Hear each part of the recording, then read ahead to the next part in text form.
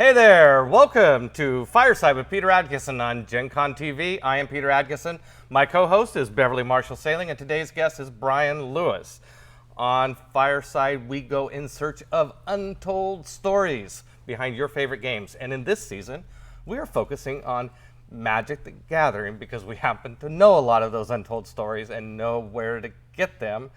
And today, we're getting some from the guy who was the corporate attorney, the general counsel at Wizards of the Coast throughout most of the 90s. Now, before you tune out, I promise you that lawyers have interesting stories. They can't always tell some of the most interesting stories, but there are a few that fall within the range of, if we're careful with our language, we could talk about these particular stories and don't name names and countries and certain denominations and foreign bank accounts. All right. Brian Lewis, welcome to our show. Thank you for having me on. I'm really looking forward to this. I don't know that anybody will want to watch, but... Go easy on Brian. It's his first time streaming. Yeah, that's okay. My first time was only a couple months ago, so, here we are. Yeah, lucky to be here and fortunate to be able to tell the stories. And we got Beverly here to back us up if we get wrong. And also today, Kristen Jensen is back as our disembodied voice, coming over the airwaves with any questions you might have. Be sure and post them in our feed down below, and Kristen will help your voice get heard into her questions. So, where we like to start on this is, let's go back in time. You were one of the early people at Wizards of the Coast. You came in very early in the, now a lot had happened before you got there. In fact, even a couple lawsuits, but. Indeed. But before Wizards, let's start with what were you doing before Wizards of Magic the Gathering, and lead that into how you got involved. Mm-hmm. I don't want to go into too much detail. I was designing airplanes. Funny, that's a common theme among Wizards history. A bunch of us. Not so much among lawyers. Yes, not a common theme. Yes. A bunch of us worked at the Boeing company. Yep. Yes, that's right. I was designing the 777.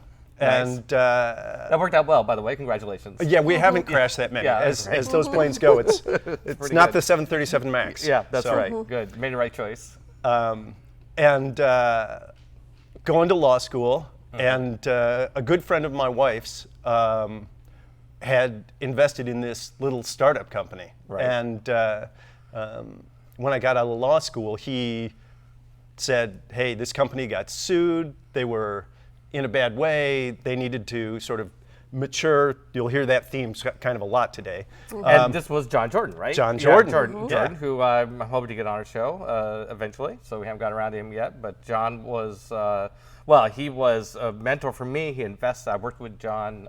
He was very active in the company in the early years. Yeah.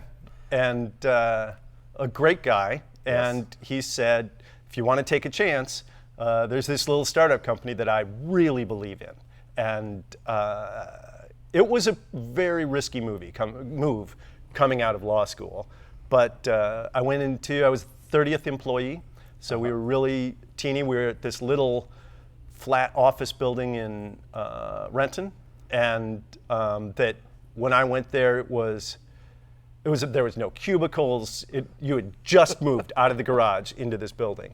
At Wizards, right. Yeah. Yeah, so at Boeing, so you had finished law school then, and while you were working at Boeing. Right. Now, had Boeing sort of sponsored you into law school some way, or was this the Boeing job like I never heard of anybody working at Boeing like as a day job while they were going to college.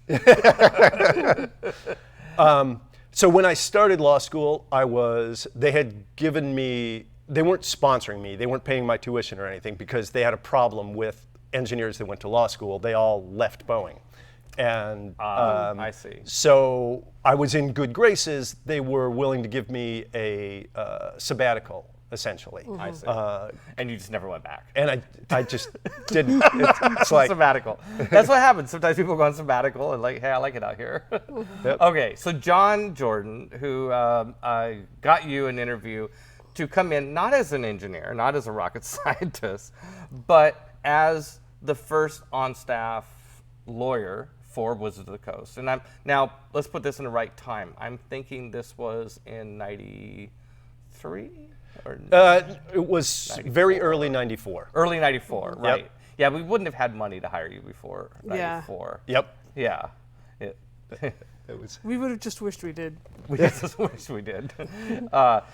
Yeah. Okay. So we had some sort of legal problem that caused us to think that maybe we should have an attorney around the clock. Do you remember what that was? So you had created this capstone role-playing game product.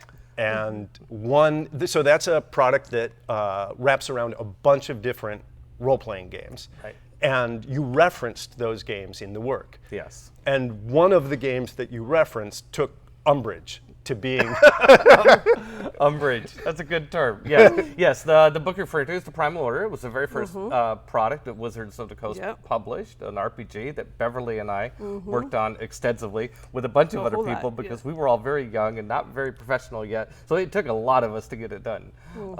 And At a long time. Yes, at a long time. And like you said, we referenced some trademarks without permission. It was. Maybe we had some legal fair use rights, maybe, but I don't know. Somebody, it's a lesson about how you can get sued. A person told us we had fair use rights, and we believed them. Yes. Well, and at some level you probably did, but so often the advice I give is whether you win the lawsuit or not isn't the question, because the lawsuit itself, even if you are completely in your rights, is going to take you down. And that was the part we didn't get. Yeah, that's what we did. Yes. I love that Brian is giving us free legal advice on Fireside today. Yeah. That's a good idea. Everybody, that's actually what this is about. Post your legal questions today on Fireside live. We got him for the next 52 minutes. We can cover. We can do 5 free questions at the end of the session. So yeah, post your questions, especially if it relates to game company, because you've told me. I mean, not to jump ahead to one of your sort of things that you've done in your career and enjoyed about your career, but you enjoy helping game companies work out how to do things correctly, right? I have had amazing good fortune after leaving Wizards to work with so many game companies, just like the best game companies everywhere. And game company people tend to be really positive people. They're positively oriented in life. Right. And I have enjoyed that enormously. I don't enjoy litigation or disputes. That's sort of the bad part of the job. And we get involved. We'll talk about some interesting ones. Right. But yeah, so it's been great. Why? What is it about it that you like? What I mean, since we're on this point, like, what is it that helping game companies get their legal shit tight? Well, it's the people is first and foremost. They're smart people, right?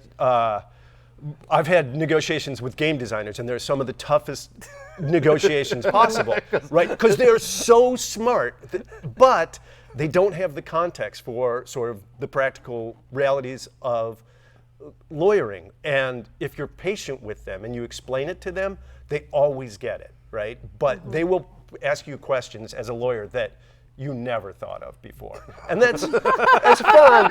It can also be exasperating as can be. And it's a short commute from contract lawyering to rules lawyering, right? Oh yeah, very short. You just have to, you just have a bigger rule book you're working with. Yeah. All right, so you came into Wizards. We'd had some legal challenges. We had this idea that maybe we should have a legal expert in our staff. I remember all this, of course, because I was on the other end of it. We hired you, fresh out of law school. Yep. What was like one of the first interesting things you worked on at Wizards? You show up day one, it's like the president's first 100 days. What? So.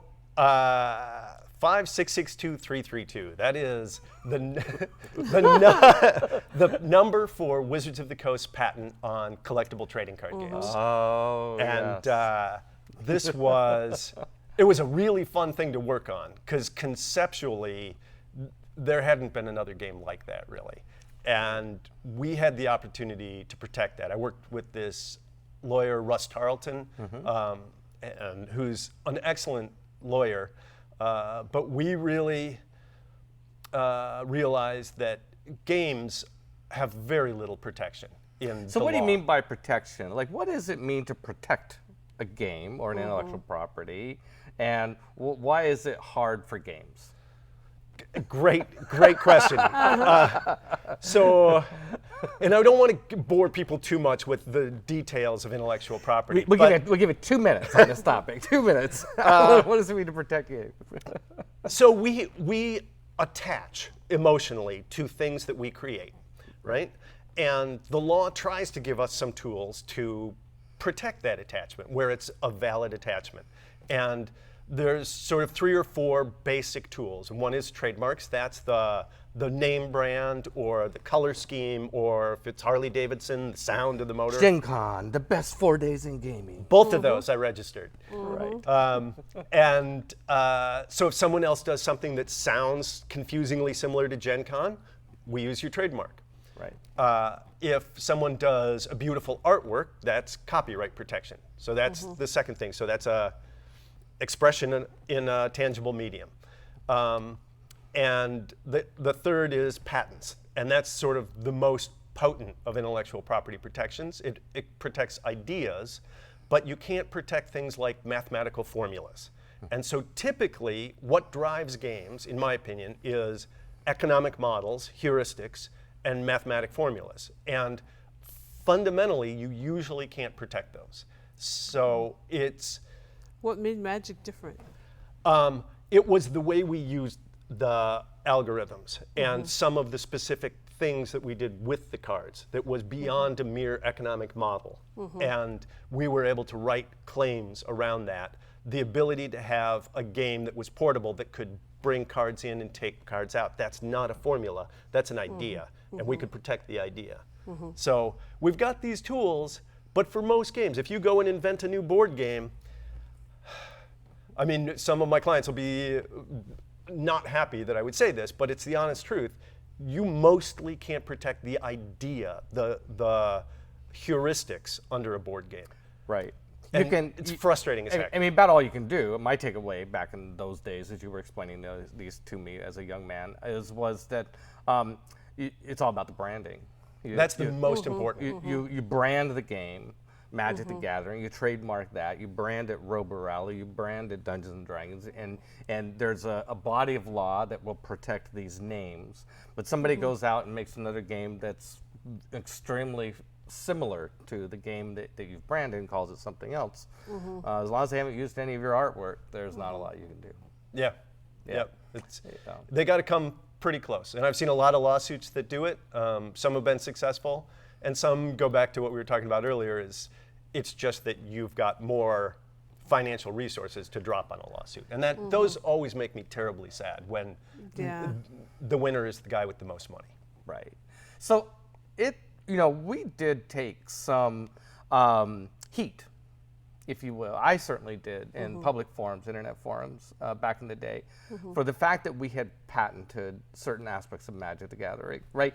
And I think that it comes out of, because it's so hard to protect game mechanics, that there isn't any sort of, it's kind of flies in the face of the culture a bit, of gaming culture. So, this is not a question for review. We prepared for this meeting, so I'm really putting you on the spot. I mean, do you think that that's a good thing or a bad thing? That first of all, that game mechanics are very difficult to patent, and we figured out a way to do it anyway. Yep. Well, where do you think that puts us in sort of the moral playground of the universe? Yeah, can you patent it? How right is it to patent an entire kind of game? So I would expand this out even beyond that. So I think it's a great question, and it's rich for discussion. We could get into it for a long time, and you won't come out with a great answer. Because any creative system, whether it's music, art, or we see what's going on right now with Led Zeppelin and Stairway to Heaven, and there's this big lawsuit around that, right? And whether they stole the initial riff from Taurus on this other song. Sorry to get too into the weeds, but it defies an easy, we should all be able to share everything, and I'm a large entertainment company and I'm going to hoard everything to myself. right? And somewhere in the middle is where we should try to find a reasonable balance. So my own personal view, like if you put me on the stand in something, is I tend towards a fairly sharing mode, generally speaking. The hard thing with Magic the Gathering was it was really revolutionary. It was amazingly different, right? And in 94, 95, we saw hundreds of games taking that concept. It was such a great concept. And people wanted to say, no, this is just a concept everybody should be allowed to use. And the fact that everybody was grabbing onto that concept, to me, reinforces that, no, it was truly revolutionary, like flight. And it really should get, now that patent's expired, which is great. So now we got our 20-year run, and everybody can use that. Yeah. So, and and I felt better, by the way, personally about it when I realized that the patent did not put us in a position that we could stop anybody from using the patent. They just had to pay us a royalty if we pressed them for it. well, and we came up with a great system, we thought, of a very simple, if you want to do it, here's an online license, we posted it, here's our royalty rates, have at it. We're not asking for a lot. So we gave everybody a good way to participate and to build on, with their own creativity, new modes. We licensed in lots of different things to make trading card games out of. There's BattleTech, Netrunner, baseball. That's right. Football. Beverly's a big baseball fan. Yeah, that game. I still got. You want some cards? I got some of those. That was actually the only trading card game I worked on besides Magic. I mean, Really? I personally worked on it, and I'm like, no one else is going to get to do that one. Yep. MLB Showdown. Yeah. That was a game. That's right. Yep. Well, I think that leads into. I know you were worried this might be kind of a boring question, but it's sort of like let's tick off the list of like things that that you did at Wizards of the Coast over there, like the types of things. Like, what does a lawyer do at a game company, right? What and licenses. You just mentioned that, so that is us either us wanting to use the trademark, getting back to that concept of another company to do a game, or licensing out a trademark. You did licensing agreements. What other types of things did you do for the company? Boy, I think the short version is anytime we had to have trust in a relationship with someone outside the company, we were involved, right? So that's really, I think, what lawyers the do. legal department, you mean? The legal department Right. tries to build formats for trusting someone outside. That would be the shorthand. Now that happens. Formats for trusting someone. I love that. Yeah. That's what contracts are, yeah? That's what it is. And so contracts form a couple of purposes, but the most important is to let everybody know up front what we think is going to happen. Now sometimes we do a good job and sometimes we do a bad job.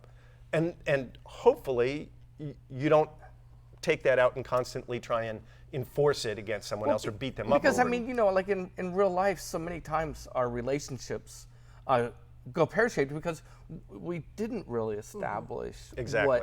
what was Expectations. what it meant to be roommates, or what it meant to be lovers, or whatever the relationships we have in our lives, and we get in a situation where, well, I thought you were going to do the dishes, And I heard once also somebody else tell me, well, you write a question. It might have been you who told me this. Write your contract with the assumption that you and the other party are both going to die tomorrow, and your heirs hate each other. Yep.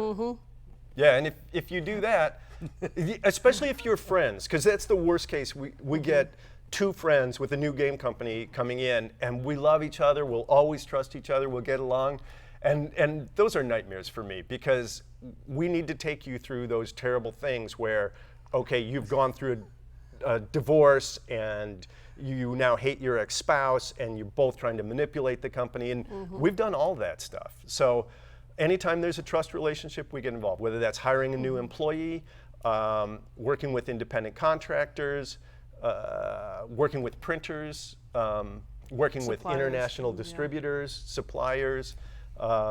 Corporate governance, shareholders. Yeah. Oh, yeah. Yeah. And that one was plenty complicated. Enormously at Wizards of the Coast. Well, let's come back to shareholders, because Okay. I just remembered there's another piece of the Magic patent that I wanted to get to that I remembered suddenly. Back to the patent, to to work on the patent, you had to learn a lot about the game itself, right? I mean, hey, were you a Magic player before we hired you? So this is like the really embarrassing part of this stream for me, right? So I get hit up by lawyers with some frequency saying, I want to be the next game lawyer. Right. And they love games passionately. And when I came to Wizards, I'm embarrassed to say I didn't. I was not a gamer at all. But the first thing I had to do when I got there. It's okay, we had lots of gamers. It was actually really refreshing to have somebody who had other qualifications. Yeah, I was sort of like the junior adult. Right, yeah. But I got to learn Magic the Gathering. In order to work on the patent, to write it, help write it, I had to learn how to play it. And I was so lucky, right? Because the guys that taught me were Scaff and Jim Lynn and Petty, and it was the whole Dave team. Petty, yeah. Dave Petty, and to be able to work with those guys, Right. Who are now legends in the history of like they were in the guys that taught me pantheon, how to play, and yes. and I had a lot of fun. And And you liked Magic. I remember you and I played a few times. oh yeah, Yeah. I we were in an office league together, the one where Richard cleaned up by collecting all the cards because we were playing for Annie and he would always win. And he had that card that where we would play a game of Magic and he'd get you to where you think you had him on the ropes. You think that he's just about ready to die, and then he'd play the card that you had to either surrender, concede the game, or ante another card. You think you had the game in check. So you'd ante another card, and then he'd turn it around and beat you. And pretty soon, anyway. Yeah, obviously I'm still scarred. So you learned how to play. You liked it. Yeah. I loved it. And now you're a gamer, really. I mean, you came over and played Caverna with us. Yep. Yeah, I mean, that's a serious game. We're gonna go play that with Charlie Catino. You know him? Oh yeah, And his Charlie. wife, Monique. Yeah, one of Yeah. the longest running employees still at Wizards, right? He still is. I think he is the I longest. think, yeah. So, yeah. Mark Rosewater was here trying to explain how he was the longest, but he had to kind of fudge numbers a little bit. God bless him. But he admitted, no, I think Charlie's longer runner. So, Anyway. so I got a question, and that's if you are coming into this company that at that point was pretty much gamers and gamer adjacent people. Goths and gamers. Yeah, and some people were both, and and you come in and you're kind of on the suit side of things. Was that ever a friction thing for you? Were you ever called a suit? Yeah. Oh, I was definitely called a suit. Yeah, You can't not. There's not. In a derogatory sort of way. The other thing is, you have to imagine me a lot different. So none of this hair was there, right? I was sporting a buzz cut at that time, so I didn't look. So I kind of looked a little bit like a suit, right? And I wanted to. You were working at Boeing. Yeah. You were in law school. Yeah. Yeah. You were dressing appropriately. Yeah, and I didn't come in wearing literal suits, but No, you came in with your baby. I did. True. Yeah. True. Your first interview, you brought in, what? Brennan? Yeah, Brannon, right? Brennan was 5 or 6 months old, and John Jordan got me the job interview. I come in with my I said, sorry guys, it's my day to watch the baby. My wife is working. And so I brought little Brennan in, and he was really good the whole time we were there talking. Well, that's why you got the job. If you can manage a baby. And a job interview at the same time. All right, so let's get to a couple of the stories. I know that, I remember you told me a story once about Lisa Stevens asked you some question about legal ethics or something. I don't know, how did that? Yeah, so we were in the new office building. It was 95. Right. And I'm going to get the name, White. Joanna White? John White? Right. Scry magazine? Yeah, Scry magazine. Okay, yeah. So Scry yeah. magazine is publishing these card lists. Right. And the card lists have the actual Magic the Gathering cards with all the text on them. Okay. In just about true size and shape. Okay. Published in her magazine. And so we're in the management meeting, and someone asks, is that copyright infringement? And so I'm thinking through, is it or isn't it? Is it news reporting? There's an exception to copyright infringement, that sort of thing. But she's got the exact card. And so I said, yeah, I think it's probably copyright infringement. And someone's like, well, what are the damages? It's like, well, you get your attorney's fees. It's $100,000 per work infringed. And she's got a lot of cards. And let's contextualize this. This is 95. we are hurting for cash. We had one of these little blips when things were not going that good. Yeah, we've talked about fallen empires in this show. Yes. Yeah. On numerous occasions. It almost comes up every single interview. So we get out of the meeting, and Lisa and I are walking back. We have to walk way around the building, and we're walking across the Sky Bridge, and she's like, could we really get hundreds of thousands of dollars from her? And I'm kind of thinking this through, and I realize that what Lisa's asking is not the legal question. And I'm not doing her justice in the way she phrased the question, but she's asking me a moral question. And that was really interesting as a young lawyer just out of law school, whether I give pure legal advice or moral advice. And that was the great thing about being in-house counsel is you don't just have to be a shark trying to get everything you can.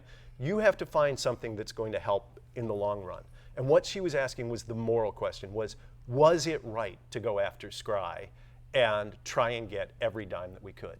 And there's an argument that's in the best interest of the shareholders of Wizards of the Coast, to go and, especially then, get the money that you can get. And what we finally landed on was sending her a letter asking her to stop putting the words from the cards, the card text. Like she could do it, and she worked really well with us on that and made the adjustment.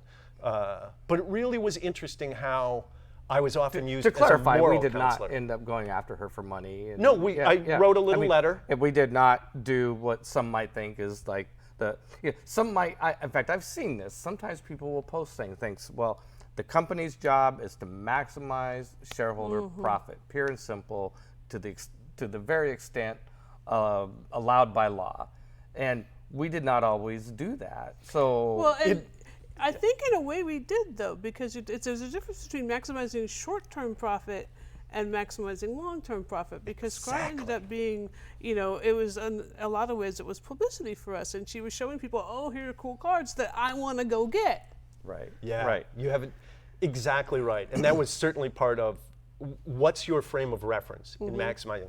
If your frame of reference is this fiscal quarter, then you have a different perspective. Then I think we're going to make money over the long run. I need Scry as an asset to help us publish this, right? So it's morals are really interesting that way. If we'd have gotten a couple $100,000 out of her, I mean, nobody would remember the couple $100,000, but people could still be talking about the time we screwed over that magazine publisher, right? And what's Look, that? so this is the thing that's so hard, right? So in '95 we did our first RIF. That's a reduction in workforce. And if we'd gone after her and we'd gotten a couple of $100,000, we could have held on to those people for another 6 months. And there were tears. We had a candlelight vigil at I still the have my Mana little Pool. candle from that. Do you? I do. Yeah, it was emotionally traumatic. It was a very hard decision for you to make. Yeah,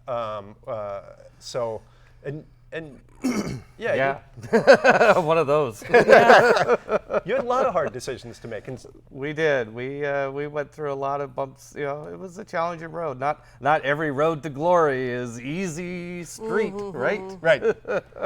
Very, very few. Yes, exactly.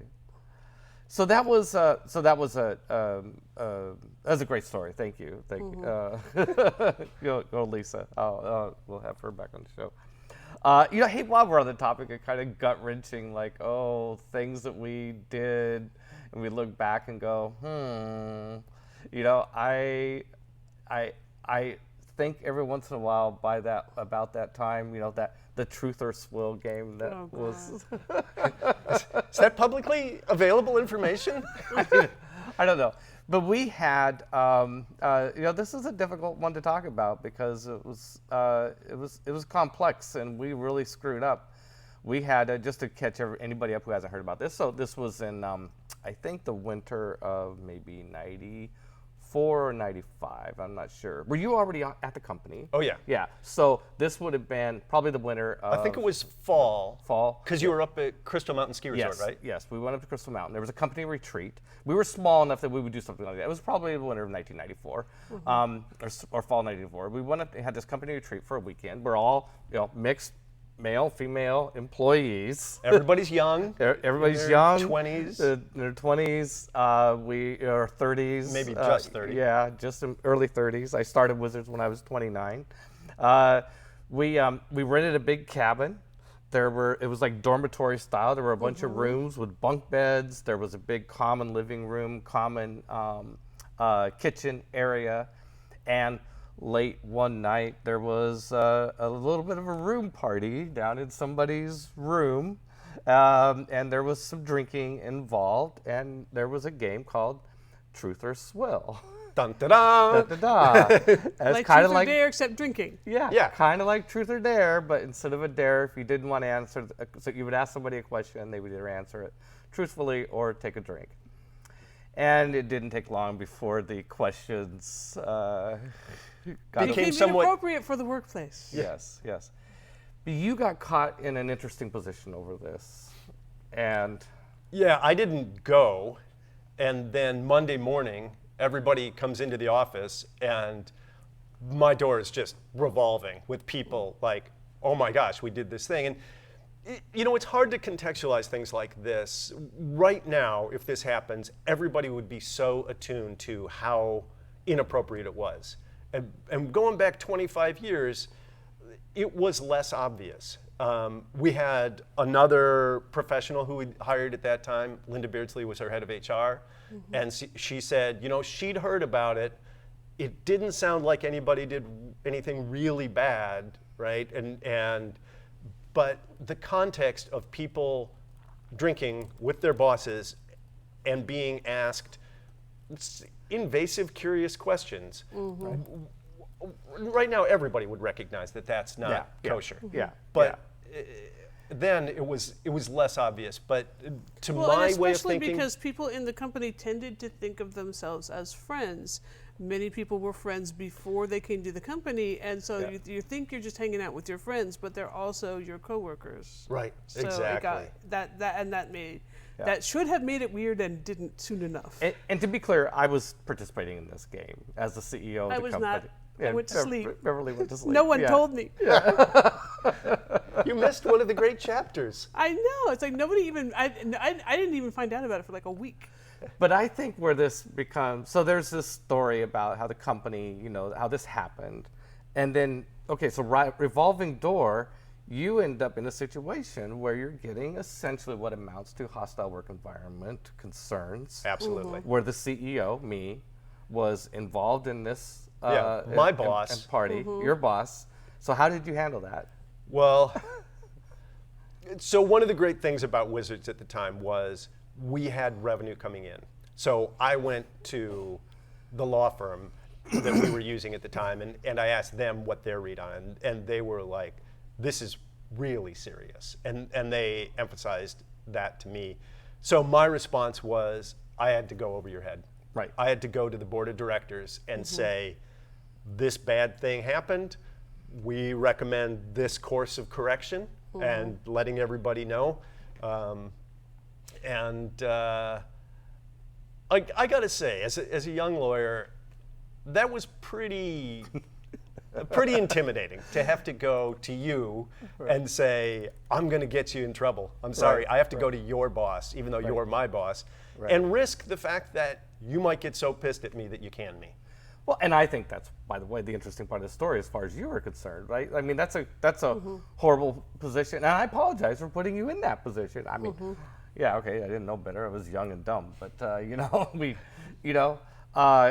it speaks so well of you that you did the right thing and went to the board, and we were punished. Yeah. I was punished. I would dock some pay, a couple weeks' pay, which isn't that much, but it was very important. But the most important thing that we were tasked to do was institute mandatory HR training for all of our staff on all the issues of sexual harassment, hostile work environment, discrimination, the whole suite of things. And I look back and go, hallelujah, right? That we learned that a really important lesson in such a mild way compared to a much worse way that we could have learned out solution, because there wasn't any actual quid pro quo going on or anybody using their authority in a bad way. It was just it was potty mouth language and inquisitiveness that's inappropriate in a workplace. And for me, it was a lesson that has been valuable for my whole life of just like, okay, time to grow up. It was a growing up moment. Yeah. It was a growing up moment. So much of the 90s was growing up moments for us. But that particular, night, that week, and the week, the time that followed up on it, just radically changed the company for the better.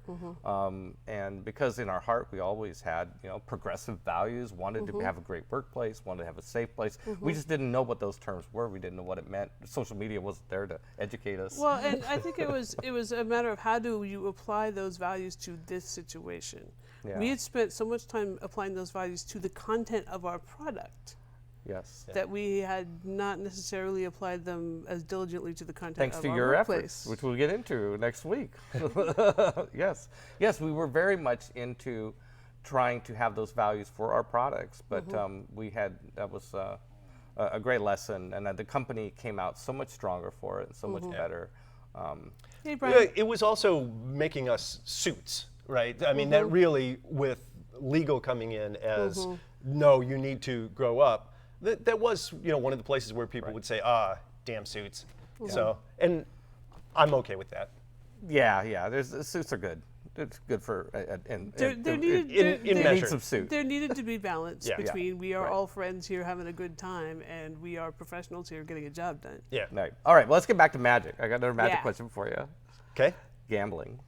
Oh my gosh. Is magic gambling? Especially for aunties. So I'm not going to Seriously, answer that question. This became a big topic that you were very, very involved with in the 90s for the company. So, Well, the 90s and into the 2000s. I mean, there's a big Ninth Circuit lawsuit about this. Okay. Which I actually haven't followed. I think it's all resolved. I think that was resolved around 2004 or something like that. But it was a class action lawsuit in California that basically said, and it was against Fleer and Wizards of the Coast and Nintendo and all of those companies. And it said, if you take these randomized cards and you know that some of those cards have more value than others, a Black Lotus, it's worth a lot. If you pack that into a card and then sell them all for $3, you're essentially selling lottery tickets, right? And lottery takes 3 elements: chance, right? So there's a chance you're going to get it, a chance you're not. You got to pay, right? So people are definitely paying for these cards, and a thing of value. You're winning something of value. So what we said was, we don't think you're getting a thing of value. We think you're getting little teeny drops of ink on little teeny pieces of paper, and there is nothing intrinsically valuable about those cards. The value comes in what the user does with it, right? So obviously this was a lawsuit. whereas money has value Right. immediately, irrespective, or Yeah, if you gold. buy a lottery ticket and you win cash. Yeah, Right. if you win cash. Different thing. Okay. But so the sort of interesting thing is, it's a little Schrodinger's cat. That is, I don't know that what has value in there until that card gets out, gets put in circulation, and the end user consumer defines that value. And so, Because if people just for whatever reason just thought Black Lotuses were stupid, then right. It wouldn't have any Or value. if we built, so we can actually build things in Magic the Gathering that devalue cards, right? If Right. you bring a Black Lotus crusher in there, something that if someone brings a Black Lotus, you can trample it and all of that, right? You can devalue it in the context of the game. and the value isn't necessarily stable. It can grow over time or it can decrease over time depending on what's going on in the environment. Right. So I would say, you're back to your basic question, is it gambling? We worried about that. We were worried about an overzealous prosecuting attorney coming in and saying, yeah, it's a bad thing. Trading card games have been on the market forever, right? And Well, now they have, right? Yeah. Well, and before that, Trading cards. Trading cards Right. were on the market, and they had that same thing. And certainly, you got a Honus Wagner, you've got a thing of great value. But at the time that they printed the Honus Wagner, nobody knew it was that valuable. Well, for that matter, stamps, right? Right? Yeah. Maybe the government's is guilty of gambling if they are. So how did this hit your desk in the early 90s? Like, how did you become aware of this issue and any kind of stories from that time period of I mean, you end up having to do a lot of research into this, right? We went through and we looked at the laws of each state in great detail, all 50 states. And then the problem gets to be, we're not just selling in the US. So we're looking at Canada, we start looking at Belgium. The legal cost that we put into researching where we could have problems and where we wouldn't was significant. It was a huge project. And so we did our analysis, and the problem is sort of twofold. One is we can come up with the answer, and the second is, so what? And the so what question here was, this is Wizards of the Coast. This is Magic the Gathering. If you try to fix this problem by giving away free cards, we're dead. Yeah, right? yeah. All you can do is just kind of, at some point, you kind of have these points in the business where you just kind of hope for the best, right? I mean, like, you know, you can't change anything about it But- without messing anything else up. But there was also the point of, is it a game of skill and having to do with our prize money, right? And Right, which takes us over to the Pro Tour side of it, which was the sort of the next gambling issue, which is if you pay to enter a Pro Tour, and we couldn't figure out how to have people not pay to enter the Pro Tour, because they had to buy cards. Right. And we couldn't just give them the cards to play with, because they all had to build their own decks. Otherwise, we'd be giving Black Lotuses to everybody that wanted to play until that got on a list, and that's a whole nother story. Right. But that was a big concern as well, because now we had people paying to enter a tournament, and we had the same worry that, and where we came out on that was, there's some luck, depending on the draw of cards, but we could prove, and I, again, spent a lot of time with R&D on what was the math of an unskilled player. No unskilled player is ever going to win. You could never get that lucky that you could win a Pro Tour, right? Right. And as a matter of fact, you probably Couldn't have to even play qualify. really well and cheat a little bit. You probably wouldn't even be able to qualify. Yeah. Like Beverly said. Yeah. So Well, that and gave I us remember, confidence that it I was skill. remember more conversations about that aspect of the gambling issue, because at the end of the day, we really couldn't do anything about the first one. But the second point about, is it a game of skill, was something that was in our minds as we consciously made the step toward making Magic more complex. Right. Which was a decision we made in the mid-90s and had fully executed by the late 90s. And it was partially because the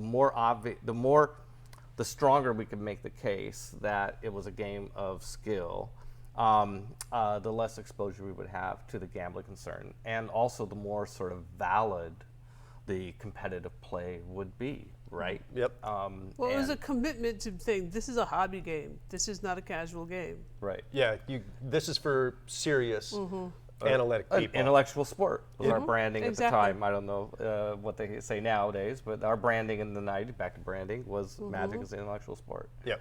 Yeah. And Brian, I know you've been involved in tabletop for a while, but are you aware of the current gambling concerns over loot boxes in video games? Yes. Yeah. And like, what are your thoughts on that? Well, guess so.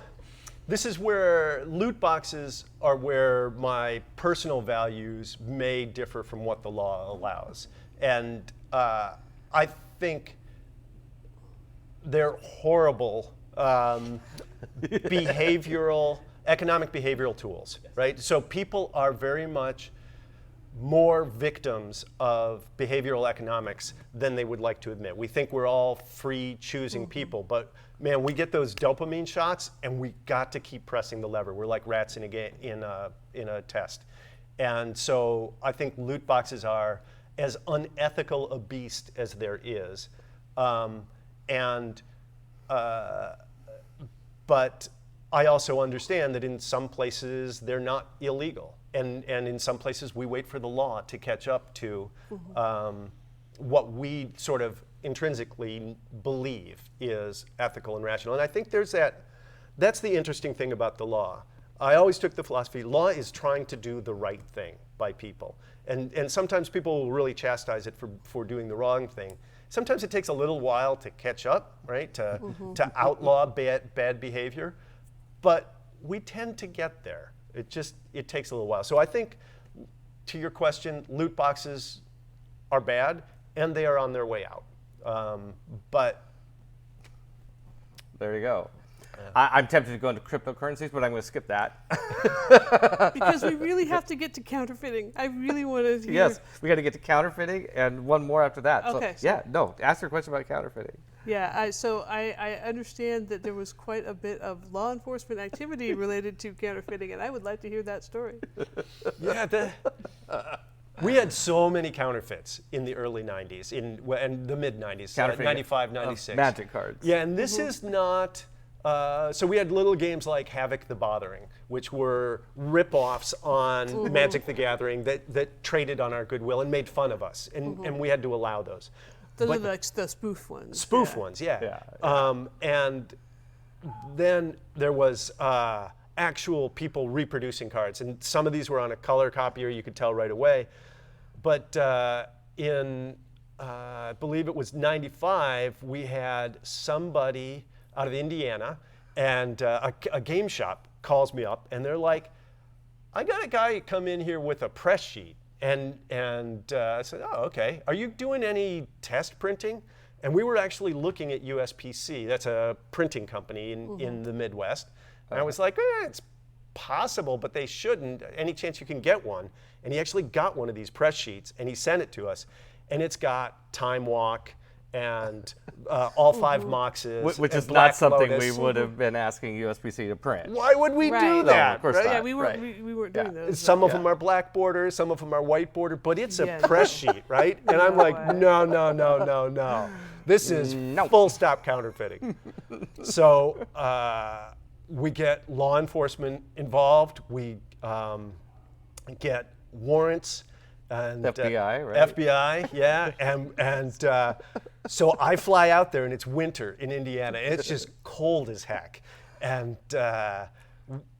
they are all, we have this meeting beforehand, and they're all wearing bulletproof vests. And the whole stop, they've got guns. I'm like going, oh, Now I'm the suit. Yeah. right? And Don't shoot the lawyer, don't shoot the lawyer. I have to go in because somebody has to do, once we execute the warrant and we bust down the door and we go in there, someone's got to say, yeah, this is illegal stuff or it's not. Right. And so they knock and announce, right? And this old guy, kind of heavy set, comes to the door. And his eyes, when he sees these guys in their full gear, right? And we just come storming right in. He goes back to his office, he just sits down like, oh my God, my life is at an end. And there are stacks of these press sheets. Oh my God. He knew exactly what he'd done. He got busted. And But when the FBI Right? comes knocking at your door with some lawyers, like you know you're that's a effed, right? serious Like, oh shit moment. It is. Wow, that's awesome. Yeah, and those are, in retrospect, great stories to tell. At the time, it was terrifying for me. I can't imagine how terrifying it was for him. Brian Lewis, crime fighter. Did that happen often or just the once? Or I mean, So that was the one time that we actually executed on a warrant. But we had lots of counterfeit problems over the years, and our printing team did lots to try and make the cards less identifiable or less reproduceable. But All right, I got to get to one more story. We're almost out of time. I can't believe that. I know, isn't it? I know. It fun. always feels this way. Death March. My boss. Yes, your boss. So I consistently tell people what a lucky person I am. I was so lucky that John Jordan introduced me to Wizards of the Coast. I was super young. Along about 96, we started thinking this was a real deal. This company was really going to make it, and we needed to continue to grow up. We were looking at maybe we do an IPO. This was the crazy 90s, like where every .com is suddenly becoming worth billions of dollars. And we couldn't pass up that opportunity. We had a lot of shareholders, and all of their wealth was in one of these little stock certificates, right? Yes. And so you got a guy that's on paper worth maybe $1 million, Right. but he's got an income of $40,000 a year and no savings. And you ethically cannot not give him some way to access that. I wasn't up to the challenge. I didn't know anything about big-time corporate finance or public offerings. And we started interviewing, so we decided I needed a mentor. I needed a boss. That's the kind way to say it. The unkind way was, Brian, you're ready for a demotion. Yes. You get to move from general counsel to someone who reports to general counsel. Associate general counsel. Right, right. Yeah. But the board took my input on what I thought were good criteria. The board let me interview all of the candidates, and one of my questions for each one was, you know, have you ever mentored anybody, and could you be a good mentor to me? And this guy, Jeff Christensen, who's affectionately referred to as Death March. Because one time I used to have these staff meetings, every Tuesday morning staff meeting, where we get all the department heads together around a big table, and there'd be like 15 of us, and I go around, everybody had reported what their was going on in their department that week, and blah, blah, blah, right? And one time, Jeff just got impatient, and he said, I'm so tired of the weekly Death March. And so he became Death March, so became, yeah. Anyway, so sorry. No. And he has been and continues to be a great mentor for me. Yeah. He's got his own style on things, and he's He very stood emphatic. out like a sore thumb. He really, yeah. He was a suit. He right? really was. Yes. A He suit. was the grown-up in He was the most suitish of all the suits that we ever hired at Wizards. Perfect hair, always in literally a suit. He looked the part. He looked the part, but and he had the attitude too. But somehow, we all loved him. And it was yeah. really weird. Like the guy was so GQ that you just kind of like, oh, we just love you, Jeff. We don't take you that seriously. But we needed a guy like that to go talk to JP Morgan or Yes. other banks, or to go talk to big companies like Hasbro, who did eventually buy us. Right. And thank goodness we had it. And I mean, the cool thing for me was 99, after we sold the company to Hasbro, Yep. Jeff decided it was time to move on. And he's had a phenomenal career after that, right? But the company gave me my old job back. But we did give you your old job back, but we gave it back to you also because Death March recommended it. I mean, Death March came in and say, hey, the same conversation where he came and told me he was going to leave and gave me his resignation letter. He says, by the way, you need to put Brian back into my job, back into this job. He's earned it. He's grown. He's great. He's an amazing lawyer, and he's ready for it. And it was, you know, and what a story, like, that was so impressive because, like, and I think it's a good lesson for all of us. We all in career management. I mean, here's a story of somebody who was demoted, Yep. but not for performance, not for anything bad. I just wasn't because there. the job just outgrew you. Yep. Really, it outgrew a lot Which of us. happened to a lot of us, honestly. Yeah, we grew from 30 people to 2,000 people Yeah. over Yeah. a few years. Yeah, over $800 million in revenue. Our Yeah. last, yeah. I mean, it's crazy. From zero to that in 8 years or whatever. We all of our jobs outgrew. But then, so you got a good mentor in place who then turned around and got your old job back. Fantastic. It's wonderful when people say nice things to your face. It's Yeah. 10 times as nice to hear about people saying nice things behind your back. Right. And to hear that he was that sort of a reference for me Yeah. makes me very happy. Yeah. He was a Brian Lewis fan, that's for sure, and that was great. So we're almost out of time. So what do you do these days? So I have lots of fun. I'm a business partner with you in Gen Con, which I right. love. That's right. I've had a law firm for 17 years now with my dear friend Lance Rosen, who is the bomb at filmed entertainment. Yeah. And The bomb in a good way. The bomb in a good way. just Yeah, to be yeah, clear. he's awesome. Yeah. And we have another lawyer who is probably the best new lawyer in gaming. That's Eugene Bailey. He's awesome. And I'm really winding up my practice a lot. He's doing most all of the legal work for game clients. He'll be out at Gen Con this year, giving a good. talk and that sort of thing. I do some philanthropy put on bike races. I've been involved in charitable golf tournaments forever. And I try to have fun. I'm moving more towards, out of law practice, I would do business advice, strategic advice, that sort of thing, but no more lawyering. Right, right. And nobody took us up on our legal advice know. questions. We haven't gotten any legal advice questions. I just remembered, do you have Thank you. art? I do. Something I really want to show you. You like art. Well, Yeah, set yeah. this up. So this guy, We have show and tell. yeah. So this guy we've talked about a number of times, John Jordan. Is that the right place? Left? Yeah, we'll put a slide of it too. Let's go ahead and put the slide up. There we go. So this is a Magic the Gathering card. This is original artwork from Daniel Jellin in the original game. And so when I came on, it was just natural that they would think about me as the demonic attorney. The demonic attorney. Original alpha beta card. Demonic attorney. And so as a Christmas present, again, around about But 95. this is the original art? No. So that sold to another attorney. I don't know where it is. Somebody's where it got is. it. Right. But John Another Jordan attorney. commissioned. We're looking for you, by the way. If you're that attorney, we're looking for you.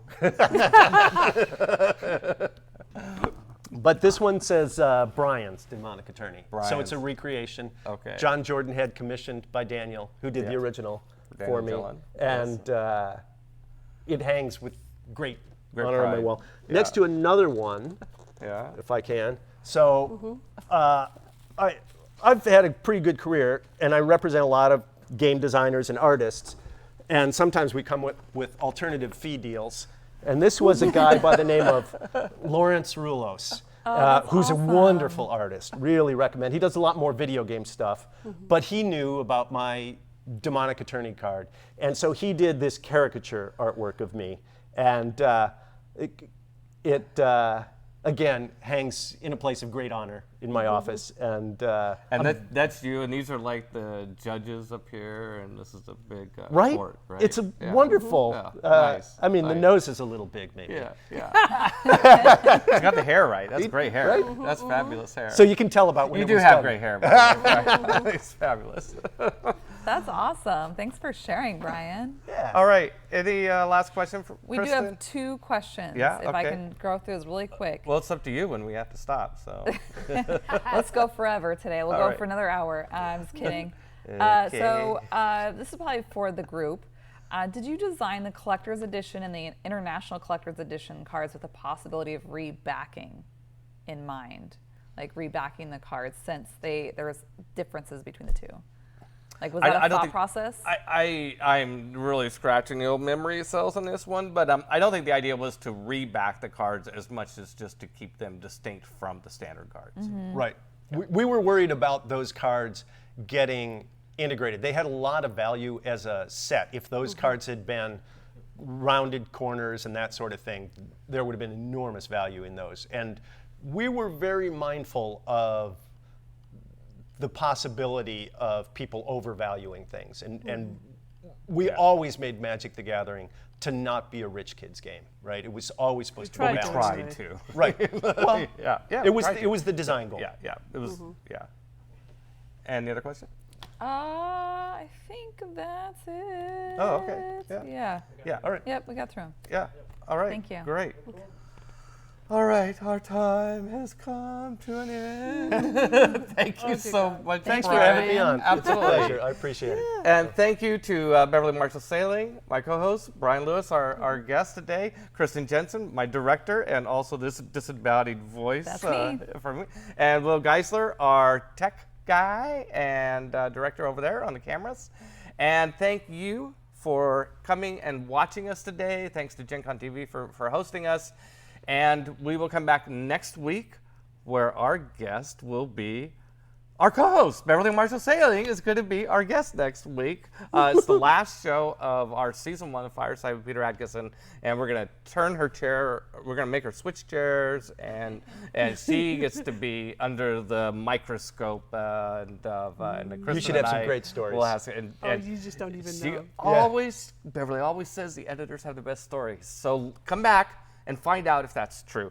If you can't wait till the end to see Gen Con TV, by all means, please come and check us out. Fridays at 11 a.m. for Table Takes, where we cover this week in gaming industry news, and also Mondays at 5 p.m. for Brothers Murph. All right, we'll see you. Oh, wait. Oh, About your show at Gen Con, Peter. that's right. Also, week after next, we will be at Gen Con, like not at the office, but as what most of you think of as Gen Con itself, the best 4 days in gaming in Indianapolis. We're going to run a special episode of Fireside at Gen Con, and the topic will be behind the scenes of Gen Con history. And we will have Lisa Stevens, who's been going to Gen Con even longer than I have, Matt Forbeck, who's been going to Gen Con even longer than Lisa Stevens, and we will have Luke Gygax, which if you include his father, Gary Gygax, started Gen Con way back in 1968. Yeah. So that will be on August 1st at 11 a.m. Is that right? So 11 a.m. Eastern. Eastern, Yep. 11 So a.m. Eastern. 10, 9, 8. Let's do math. Yeah. Live math at Yeah. 8 a.m. Pacific time. Yep. And we're streaming it on this channel as well. So if Yes. you are not going to be at Gen Con in Indianapolis, you can still watch that talk. Yeah. Excellent. Woohoo! Yeah, and we'll see you in Indianapolis. All right. Bye, everyone. Bye.